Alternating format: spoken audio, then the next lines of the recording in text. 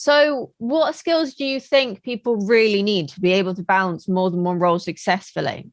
First, I think is managing your expectations. Again, things will always take longer to do than you think they will.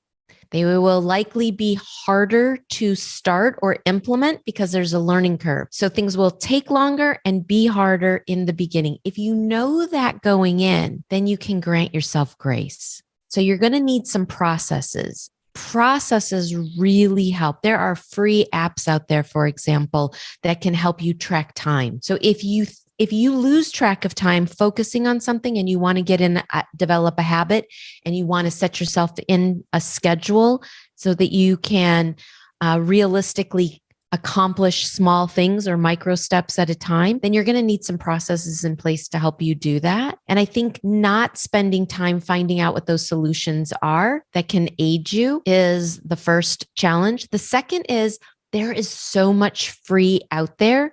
And you think that you have to buy something in order to find the solution or the process that you're going to need or the application, and really do some research that allows you to test things out that are free, because you'll find that some things you don't need and other things you need something specific for your goals to achieve them. So you need to have some of those apps that are in there that you can do. Also, break down the bigger steps into smaller steps, because you'll feel like when you look back, like you've accomplished it. Whereas some things you can do that are really easy and fun. So save those. There's kind of like two processes, I think, mindsets for doing this. Either do the thing that you love doing in the beginning so that you get the enjoyment to get into the stuff that's harder. Or if you're like me, and this is one of my idiosyncrasies, when I'm eating, I always save my favorite thing for the last bite. So it's kind of like I go away with my favorite on my tongue. That would be my reward. So this is the same thing. Get the thing out of the way that you don't like doing so that when you finish with the thing that you do like to do. That's so clever. I love that idea. It comes from eating my mindset of my favorite last bite right before dessert, which is my other favorite last bite. So actually, when you edit, you might want to switch, because that was really profound. And now it's like a second half. Pressure. I know, no pressure. So Lori and I, we have different brains. So we joke about it. She's a web thinker. She goes in many directions at the same time.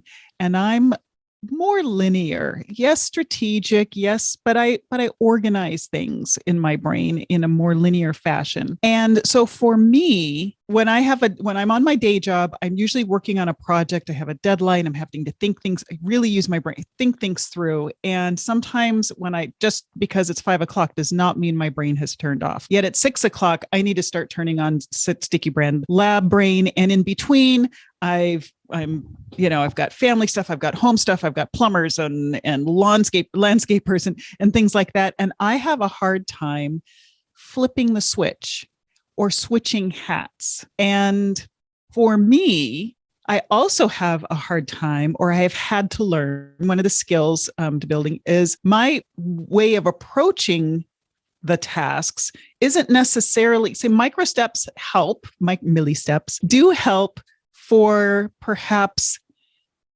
lessening the overwhelm. It makes me not see the mountain, and I can see the pebble that I can step over. However, for me, I need to give myself more than the 30 minutes or the 15 minutes. I work best in batches. I describe my thought process as like a locomotive. And so once it gets that momentum going, it's hard to get it to come to a screeching, spark flying stop in order to switch tracks and then go down another track. So knowing that about myself, I might dedicate, let's say I have a weekend, like when I was freelancing, it was mostly weekends. Let's say I would spend the one day on just the writing of the work. And the next day would be, as Lori had explained, one's doing on the business and for the business. The next day would be for the business. Some people, and And for me, the skill of switching hats or, switching gears or arranging the time around the way I think and approach it, what is best. Now, with Lori, that would just make her go mind-numbingly crazy to spend an entire freaking day on one damn thing. It just is just unheard of. And she's, got to spend an hour here, an hour there, an hour there. And she looks back and she's done it all. With me, I'm like, stop, stay still. But it's really organizing, just recognizing how you approach those, how you think, and, intentionally designing your work around that. Also, when you do plan your time and you're going to be slow at something at first because you're learning it, all of the Google searches might tell you it only takes 10 minutes to do this. Give yourself 30. Give yourself 30 for the first 3 to 6 months, and then you'll get faster. That's excellent.